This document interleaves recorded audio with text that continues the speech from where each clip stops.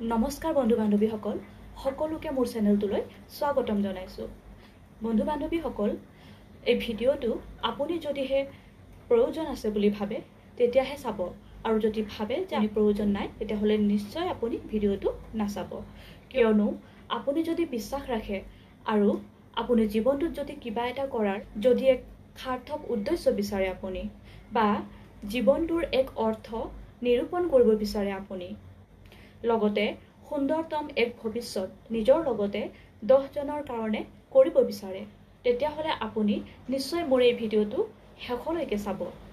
কিয়নো আজিৰ ভিডিঅ'টোৱে আপোনাক মেৰিগল কৰিব, আপোনাৰ জীৱনটো সুন্দৰভাৱে লৈ যেন এক সহায়ক হ'ব আপোনাৰ। বলক এতিয়া পলম নকৰোঁ আৰু ভিডিঅ'টোৰ আগলৈ বাঢ়োঁ। আৰু আশা থাকিল আপোনালোকে মোৰ এই ভিডিঅ'টো শেষলৈকে চাব। আৰু যদিহে আপোনালোকে মোৰ এই চেনেলটোত নতুনকৈ চাই আছে মোৰ ভিডিঅ'বোৰ, তেন্তে প্লিজ মোৰ এই চেনেলটো ছাবস্ক্ৰাইব কৰি দিবলৈ নাপাহৰিব। লগতে মোৰ ভিডিঅ' কণ্টেণ্টবোৰ চাই যদি আপুনি ভাল পায় তেন্তে please like, comment and share কৰি দিবলৈ নাপাহৰিব। আমাৰ ছাবকনচিয়াছ মাইণ্ডটোত অফুৰন্ত শক্তি থাকে। এই ছাবকনচিয়াছ মাইণ্ডটোক ব্যৱহাৰ কৰিবলৈ আমি স্থান, কাল, পাত্ৰ বিচাৰ কৰাটো অতি গুৰুত্বপূৰ্ণ। আমি সময় নিৰ্ণয় কৰাটো দৰকাৰ, কিয়নো আপুনি উপযুক্ত সময়ত উপযুক্ত কথা বা উপযুক্ত আচৰণ বা উপযুক্ত ব্যৱস্থা কৰি লৈহে আপুনি সমাধানৰ পথ লাভ কৰিব। সময় আপোনাৰ কাৰণে অতি গুৰুত্বপূৰ্ণ। আপুনি সময়ত সময়ৰ কাম কৰাটো দৰকাৰ। আপোনাৰ যি ছাবকনচিয়াছ মাইণ্ড, আপোনাৰ যি মন, আপোনাৰ যি শক্তি, ইনাৰ শক্তি, তাক যদি আপুনি জাগৃত কৰিব বিচাৰে তেতিয়াহ'লে আপুনি নিশ্চয় সময় নিৰ্ধাৰণ কৰাটো দৰকাৰ। আপোনাৰ কাৰণে গুড নিউজ যে 8 আগষ্ট 2024 এই সময়খিনি বা এই দিনটো আপোনাৰ কাৰণে অতি গুৰুত্বপূৰ্ণ। এই সময়খিনিত আপুনি যি ইচ্ছা কামনা কৰে, আপোনাৰ যি আকাংক্ষা, সেয়া যদি নিশ্চিত ৰূপত আপুনি ঈশ্বৰক জনায়, ঈশ্বৰে আপোনাক বহু শক্তিশালী কৰি তোলে আৰু আপুনি এক মেগনেটৰ নিচিনা হৈ পৰে। আপোনাৰ ইচ্ছা আকাংক্ষাক আপোনাৰ ফাললৈ ধাবিত কৰে।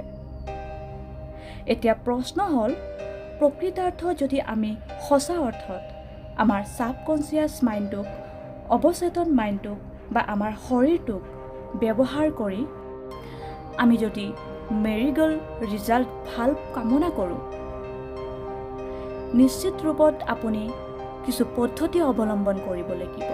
আপুনি নিৰ্দিষ্ট এটা সময়, অন্তত 15 মিনিট সময় বা আধা ঘণ্টা সময় আপুনি নীৰৱে কটাওক, মানে আপুনি অকলে কটাওক। আৰু আপুনি আপোনাৰ ইচ্ছা আকাংক্ষাক আপুনি নিৰ্ধাৰণ কৰক। আপুনি ফিক্স কৰক আপুনি কি ইচ্ছা আকাংক্ষা কামনা কৰে। সেই ইচ্ছা আকাংক্ষাক আপুনি এখন কাগজত লিখি লওক। আপুনি প্ৰকৃতাৰ্থত ভাবক যে আচলতে আপুনি জীৱনটোত কি বিচাৰে, আপোনাৰ নেক্সট আকাংক্ষা কি আছে, আৰু আপুনি কিছু সময়ৰ কাৰণে ষ্টপ হৈ যাওক। উশাহ নিশাহৰ ওপৰত আপুনি ধ্যান দিয়ক। আপোনাৰ উশাহ লোৱা আৰু নিশাহ এৰা প্ৰক্ৰিয়াটো ক্ৰমত যিমান সম্ভৱপৰ হৈ পৰে আপুনি শ্ল'কৈ কৰক।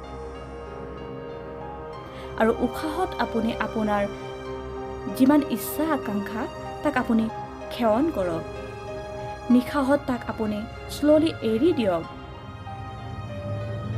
আপুনি এই শ্বাস প্ৰশ্বাসৰ প্ৰক্ৰিয়াটোক অৱশ্যে আপুনি বুজিবৰ কাৰণে তাৰ বিষয়ে আলোচনা কৰাটো দৰকাৰ।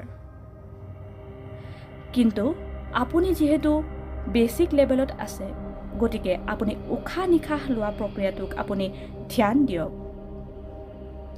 আপুনি মন কৰক। আপোনাৰ উশাহত আপোনাৰ ইচ্ছা আকাংক্ষাক আপুনি সেৱন কৰক আৰু ক্ৰমান্বয়ে তাক ধৰি ৰাখক আৰু লাহে লাহেকৈ আপুনি নিশাহ এৰি দিয়ক। এই প্ৰক্ৰিয়াটো আপুনি অন্ততঃ 15 মিনিটৰ কাৰণে প্ৰতিদিন কৰিব আৰু বিশেষভাৱে 8 তাৰিখে আপুনি নিশ্চিত ৰূপত কৰিব।